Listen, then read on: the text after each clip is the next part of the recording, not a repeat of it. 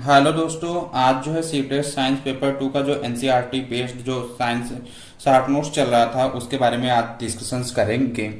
तो देखिए, सबसे फर्स्ट क्या है, दीर्घ दीर्घ क्या होता है? जो आपकी क्षुद्रांत होती है, क्षुद्रांत की जो आंतरिक भित्ति होती है उनमें अंगुली के समान जो है उभरी हुई संरचनाएं होती हैं जिन्हें दीर्घ कहते हैं। तो दीर्घ रोम में अंगुली के समान उभरी हुई संरचनाएं होती है तथा इनमें महीन छिद्र होते हैं जिनसे भोजन आसानी से गुजर सकता है तथा इनमें सूक्ष्म रुधिर वाहिकाओं का जाल फैला रहता है जो इनके पृष्ठ के समीप होता है। ठीक है, तो यहाँ से आपके इंपॉर्टेंट पॉइंट ये पूछा जाते हैं कि इनमें से कौन सा जो है वो दीर्घ रोम से संबंधित है। तो आपका देखें, अंगुली के समान उभरी हुई संरचना, ठीक है, उसके बाद महीन छिद्र होते हैं जिनसे भोजन आसानी से गुजर सकता है और नेक्स्ट आपका रुधिर वाहिकाओं का जाल फैला होता है। क्लियर है? इसके बाद आपका देखिए प्रोजेक्ट पद्धति आता है। प्रोजेक्ट पद्धति क्या होता है? प्रोजेक्ट पद्धति अमेरिका के प्रसिद्ध शिक्षा शास्त्री जॉन डेवी, किलपैट्रिक, स्टीवेंस आदि के सम्मिलित प्रयास का फल है। जो आपका प्रोजेक्ट पद्धति पूछा जाता है किससे संबंधित है, तो अगर आपका जॉन डेवी का नाम हो या किलपैट्रिक का या स्टीवेंस तो आप उसमें टिक कर दीजिएगा। इनके अनुसार ज्ञान प्राप्ति के लिए स्वाभाविक वातावरण अधिक उपयुक्त होता है। इस विधि में से पढ़ाने के लिए पहले कोई समस्या ली जाती है जो प्रायः छात्रों के द्वारा उठाई जाती है और उस समस्या का हल करने के लिए उन्हीं के द्वारा योजना बनाई जाती है। देखिए क्या होता है कि इसमें जो होता है कि स्वाभाविक वातावरण ज्ञान प्राप्ति के लिए अधिक उपयुक्त होता है, इस विधि में ये बताया है। उसके बाद इस विधि से पढ़ाने के लिए पहले कोई समस्या ली जाती है जो छात्र से संबंधित हो, ठीक है, तथा उस समस्या का हल करने के लिए उन्हीं के द्वारा क्या की जाती है, योजना बनाई जाती है। ये आपकी प्रोजेक्ट पद्धति कहलाती है।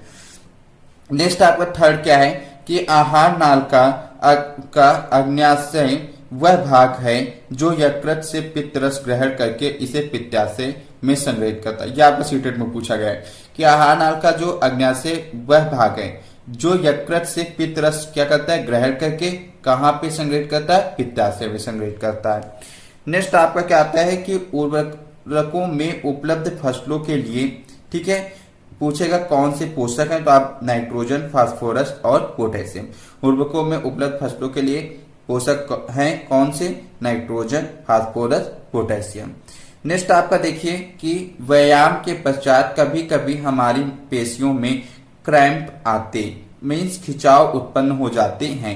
इसका कारण है कि, ठीक है, तो इसका कारण यह है कि जो ग्लूकोज है वो लैक्टिक अम्ल में परिवर्तित नहीं हो पाता है जिसके कारण आपके मांसपेशियों में खिंचाव आ जाता है या क्रैम्प आते हैं। तो ग्लूकोज का लैक्टिक अम्ल में परिवर्तित ना हो पाना क्या करता है कि यह पेशियों में क्रैम्प लाता है, मीन्स खिंचाव उत्पन्न करता है। ठीक है, नेक्स्ट आपका देखिए आपका क्वेश्चन दिया गया है, ठीक है, जो आपका पूछा गया है सीटेट में क्या है कि 5 किलोग्राम द्रव्यमान का कोई पिंड किसी चिकने घर्षण रहित क्षैतिज पृष्ठ 10 मीटर पर सेकंड के नियत वेग से फिसल रहा है। इस पिंड को उसी वेग से गति करने के लिए आवश्यक बल है। ठीक है, आवश्यक बल पूछ रहा है। तो आपका देखिए आपका बल क्या होता है, F इक्वल टू आपका क्या होता है, मास इंटू एक्सीलरेशन होता है। ठीक है, एक्सीलरेशन आपका क्या होता है, v अपॉन टी होता है, वेलोसिटी अपॉन टाइम। ठीक है, आपका देखिए मास कितना दिया, 5 किलोग्राम। ठीक है, v आपका कितना है 10 और t की वैल्यू आपकी क्या है 1। ठीक है, तो आपका 5×50 क्या आ जाएगा, आपका 50 न्यूटन आपका आ जाएगा। ठीक है, तो इस प्रकार से इसका जो ऑप्शन आपका करेक्ट है वो कौन सा ऑप्शन करेक्ट है, डी ऑप्शन आपका करेक्ट है। नेक्स्ट क्वेश्चन, नेक्स्ट आपका आता है मिश्रण से संबंधित महत्वपूर्ण तथ्य क्या है। एक से अधिक यौगिकों के मिश्रण को विषमांगी मिश्रण कहते हैं। ठीक है, आपका विषमांगी मिश्रण पूछा जाता है तो आप क्या उसमें अगर लिखा रहा है कि एक से अधिक यौगिकों के मिश्रण को आप क्या बोलते हैं, विषमांगी मिश्रण कहते हैं। ठीक है, अब इसके देखिए आपका एग्जाम्पल, तो जो आपका आयोडीन युक्त नमक होता है एक विषमांगी मिश्रण है। इसमें आयोडीन लवण तथा NaCl का क्या होता है, NaCl का मिश्रण है। ठीक है, तो आपका ये पूछा गया है कि जो आपका आयोडीन युक्त नमक है वो आपका क्या है, तो आपका वो जो है ये आपका आयोडीन युक्त नमक जो है वो आपका विषमांगी मिश्रण है क्योंकि इसमें आयोडीन लवण तथा NaCl पाया जाता है। ठीक है, अब देखिए आपका यहीं पे पूछा जाता है आपका समांगी मिश्रण क्या होता है। तो देखिए जब आपका जो संगठन होता है, ठीक है, वो पूर्णतः अगर समान है तो वो आपका मिश्र जो कहलाता है वो आपका समांगी मिश्र कहलाता है। जैसे आपका स्टेनलेस स्टील जो है, पीतल है, ये आपकी मिश्र धातुएं हैं, इनका संगठन जो होता है वो पूर्णतः क्या होता है, समान होता है। ठीक है, समान होने के कारण इन्हें क्या कहते हैं, समांगी मिश्र कहते हैं। नेक्स्ट आपका देखिए क्या है, निम्नलिखित अभिक्रियाओं में से उसे उन्हें चुनिए जो संभव हैं। ठीक है, अब देखिए आपका इसमें से वो चुनना है जो आपकी अभिक्रियाएं जो संभव है। ठीक है, वो अभिक्रियाएं आपको चुनना है। तो देखिए ए क्या है, Al2SO4, ठीक है, इक्वस आपका है Cu सॉलिड। ये आपका FeSO4 aqueous plus Zn solid है, आपका CuSO4 aqueous P plus Fe solid, Al2SO4 का whole thrice aqueous plus Zn है। तो देखिए आपका इनमें से कौन सी अभिक्रिया आपकी क्या है, अभिक्रिया संभव है। तो देखिए आपका जो यहाँ पे आपका देख रहे हैं जो आपका B और C है, ये अभिक्रिया आपकी संभव है। क्यों संभव है, इसका रीजन क्या है कि देखिए आपका जो Zn है वो FeSO4 से क्या करेगा, ये Fe को विस्थापित कर देगा और क्या बनाएगा, ZnSO4 प्लस Fe बनाएगा। क्यों Zn Fe को आपको विस्थापित कर देगा, ठीक है, इसका रीजन ये है कि जो आपका Zn है ये आपका मोर रिएक्टिव होता है Fe से, इसलिए Zn जो है वो Fe को SO4 से Fe को विस्थापित कर देगा। ठीक है, ये आपकी अभिक्रिया संभव। C आपकी क्यों संभव, CuSO4 एक्वस प्लस Fe। देखिए यहाँ पे जो आपका Fe है, ठीक है, Fe, ये Fe जो है वो CuSO4 से क्या करेगा, Cu को विस्थापित कर देगा। क्यों, क्योंकि आपका जो Fe होता है ये इसको विस्थापित कर देगा। क्यों, क्योंकि Fe का जो होता है वो आपका मोर रिएक्टिव होता है Cu से। क्लियर है, अगर कोई जो है मोर रिएक्टिव है, ठीक है, तो वो लेस रिएक्टिव को क्या कर देगा, उसे विस्थापित कर देता है। ठीक है, अब यहाँ पे देखिए जैसे ये रिएक्शन है तो Al2SO4, ठीक है, प्लस Cu है। ठीक है, तो यहाँ पे आप देखिए कि जो आपका Cu है वो Al को विस्थापित कर पाएगा कि नहीं। तो देखिए आपका जो यहाँ पे Cu है, ठीक है, क्योंकि Cu जो होता है, ठीक है, वो आपका जो यहाँ पे Al है, तो जो Cu है क्योंकि ये आपका जो होता है ये आपका लेस रिएक्टिव है। ठीक है, इसलिए आपका ये विस्थापित नहीं कर पाएगा। क्लियर है। अब यहाँ पे देखिए आपका जो आपका यहाँ पे दिया गया है Al2SO4 का होल ट्राइस Zn। ठीक है, यहाँ पे आपका यही रीजन है क्योंकि आपका जो Al आपका जो यहाँ पे Zn है, ठीक है, ये Zn आपका क्या है कि आपका ये जो है आपका लेस रिएक्टिव है और ये आपका क्या है Al जो है आपका क्या है, मोर रिएक्टिव है। तो आपका देखिए जब लेस रिएक्टिव जो होता है वो आपको मोर रिएक्टिव को आप विस्थापित नहीं कर पाएगा। ठीक है, तो इस प्रकार से आपको यहाँ से समझ में आ गया कि जो आपका जो मोर रिएक्टिव होगा, ठीक है, मोर रिएक्टिव वो आपका जो होता है वो लेस रिएक्टिव वाले को क्या कर देगा, विस्थापित कर देगा, और जो आपका लेस रहेगा वो मोर रिएक्टिव वाले को विस्थापित नहीं कर पाएगा। क्लियर हो गया यहाँ से इतना। नेक्स्ट आपका देखिए क्या है, तो इस प्रकार से आपका इसका बी और सी जो है संभव क्या है। अब आपका यहाँ पे देखिए 9 क्या है, नीचे सारणी में किसी यात्रा के विभिन्न समयों पर ओडोमीटर के पथ्यांक दिए गए हैं। समय आपका देखिए एएम में दिया गया है 8, 8:30, 9, 9:30, 10:10। ओडोमीटर का पथ्यांक आपका दिया गया है किलोमीटर में आपका 6640, 6000, ठीक है, आपका 8 बजे 6640, 8:30 बजे आपका 6658, 9 बजे आपका 6676, 9:30 पे आपका 6694, 10:10 पे आपका 6712 है। ठीक है, तो अब यहाँ पे आपका कह रहा है कि वाहन की मीटर पर सेकंड में चाल है। ठीक है, तो आपका पता है कि चाल बराबर जो होता है आपका, ठीक है, देयरफॉर चाल बराबर जो आपका होता है वो क्या होता है, दूरी बटे समय होता है। ठीक है, दूरी बटे समय। अब यहाँ पे देखिए जो आपका समय जो लग रहा है वो कितने कितने का गैप है आपका, आधे घंटे का। वो आधे घंटे में आपका, ठीक है, आपका जो समय के बीच का आपका गैप है वो आपका आधे घंटे। तो आपका जो आधे घंटे में जो आपका आधा घंटा जो है, ठीक है, उसमें आपका जो है कितना आपका दूरी चल रहा है, कितनी किलोमीटर। तो अगर आप 6658 में आपको 6640 आप सब्ट्रैक्ट करेंगे तो 18 किलोमीटर का आपका क्या आएगा, गैप आपका आएगा। इसी प्रकार आपका 94 में आप जब 76 करेंगे तो आपका 18 आएगा। ठीक है, 18 किलोमीटर का। ठीक है, इसी प्रकार आप 94 में यहाँ पे आपका 12 दिया गया है। ठीक है, तो आपको इसको सब सब्ट्रैक्ट करेंगे तब भी आपका 18 किलोमीटर का गैप आएगा। यहाँ भी आपका कितना आएगा, आपका 18 किलोमीटर का है। तो यहाँ इसका मीन्स पता चला कि जो आधे आधे घंटे का गैप है उसमें आपका कितनी किलोमीटर की दूरी चली जा रही है, 18 किलोमीटर की दूरी चली जा रही है। अब आपको 4 निकालना, 4 क्या होता है दूरी बटे समय, तो आपका आधे घंटे में कितना आपका आधा किलोमीटर, किलोमीटर को आप किसमें, क्योंकि आपका जो आंसर दिया गया वो आपको मीटर पर सेकंड में है, ठीक है, तो आपको 18 किलोमीटर को आप मीटर में चेंज करेंगे तो आप क्या करेंगे 1000 से मल्टीप्लाई करेंगे। इसी प्रकार आपका समय जो है आपका आधे घंटे, और आधे घंटे को अगर आप सेकंड में आप चेंज करेंगे तो आपका कितना हो जाएगा 1800 सेकंड, कितना हो जाएगा 1800 सेकंड, तो 0000 18 से 18, ठीक है। इस प्रकार से आपका कितना आ जाएगा 10 मीटर पर सेकेंड, कितना आ जाएगा आपका 10 मीटर पर सेकेंड आपका आ रहा है।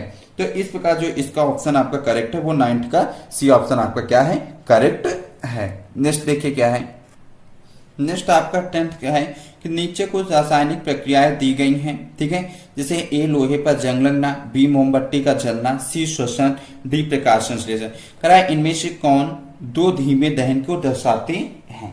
तो देखिए आपका जो लोहे पर जंग लगना है, ठीक है, और आपका जो यहाँ पे श्वसन है, ये जो है ये धीमे दहन को दर्शाते हैं, ठीक है, क्योंकि ये जो दोनों प्रक्रियाएं हैं वो धीमी गति से होने के कारण इसे मंद दहन, ठीक है, प्रक्रियाएं भी कहते हैं, तो कहते हैं। और जो आपका मोमबत्ती का जलना है और प्रकाश संश्लेषण ये आपका जो है तेज होते हैं, ठीक है, तेजी दहन होता है, ठीक है। तो इस प्रकार से आपका इसका जो 10th का ऑप्शन आपका करेक्ट होगा वो आपका बी ऑप्शन है, इसका क्या होगा करेक्ट, मींस ए और सी जो होता है वो धीमे दहन को दर्शाते हैं।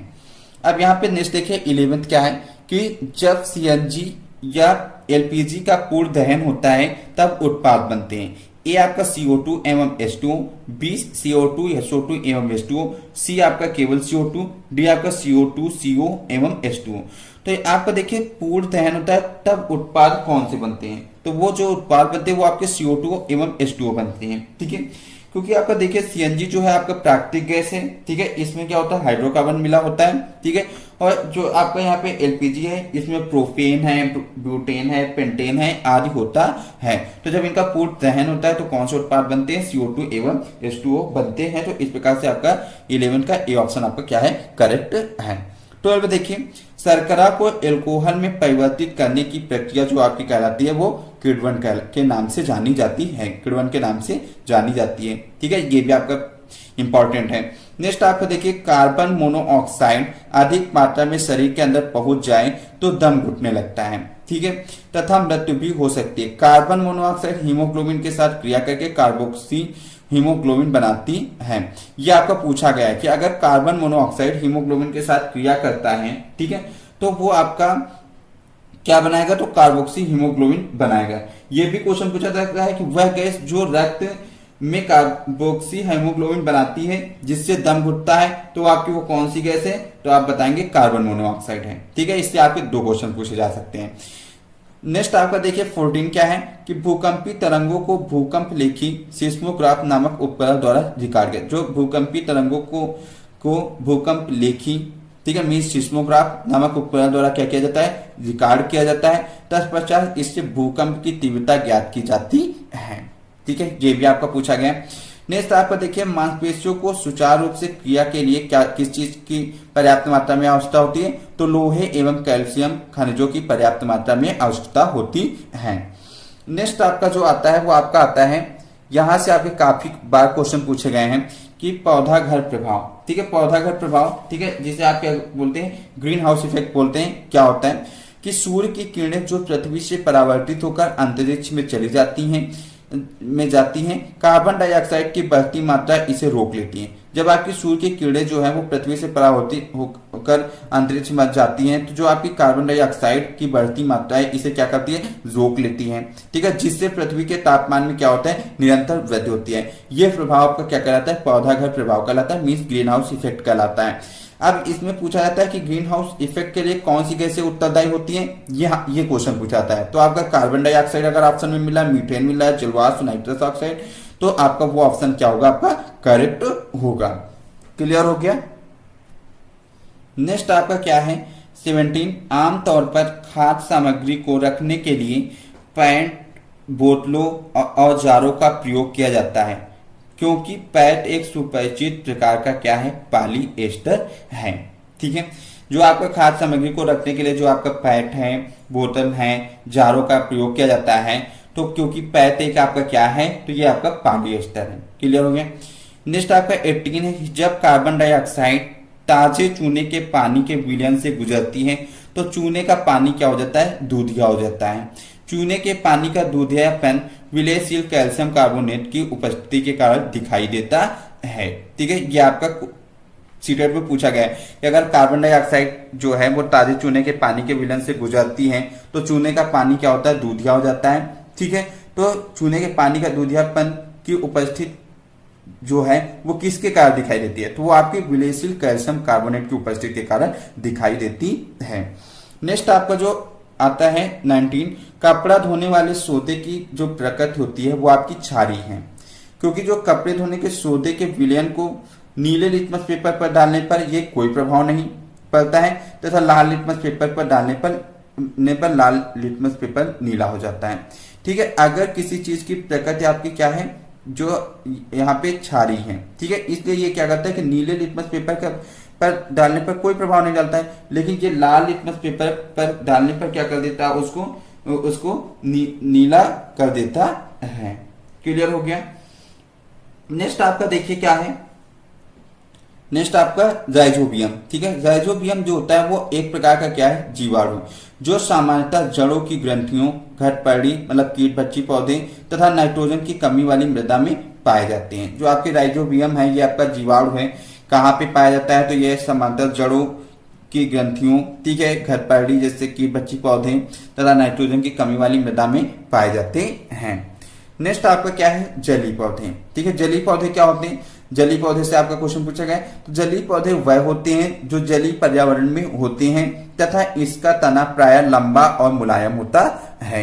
इसकी जड़ें लंबी और पतली होती हैं, इनमें मूल को रूट कैप नहीं पाया जाता है। यहाँ पर जलीय पौधों से संबंधित तथ्य हैं कि वह होते हैं जो जलीय पर्यावरण में होते हैं। इनका तना कैसा है, होता है लंबा मुलायम होता है। इसकी जड़ें कैसी होती हैं, लंबी और पतली होती हैं। इनमें क्या नहीं पाया जाता है, मूल को मीन्स रूट कैप नहीं पाया जाता है। ठीक है, नेक्स्ट आपका देखिए क्या है, नेक्स्ट आज का लास्ट कि खाद्य पदार्थों में अधिक मात्रा में नमक और चीनी डालकर उन्हें लंबे समय तक परिरक्षित किया जा सकता है। ऐसा क्यों होता है, ऐसा इसलिए क्योंकि अधिक नमक और चीनी जो होता है वो आपका सूक्ष्म जीवी कोशिकाओं का क्या करते हैं, द्रव्य कुंचन करते हैं। ठीक है, इसलिए आपका जो खाद्य पदार्थों में अधिक मात्रा में क्या किया जाता है, नमक और चीनी डालकर उसको सुरक्षित किया जाता है, परिरक्षित किया जाता है काफी लंबे समय तक, क्योंकि ये जो नमक और चीनी होता है ये आपका सूक्ष्मजीवी कोशिकाओं का क्या करते हैं, द्रव्य कुंचन करते हैं।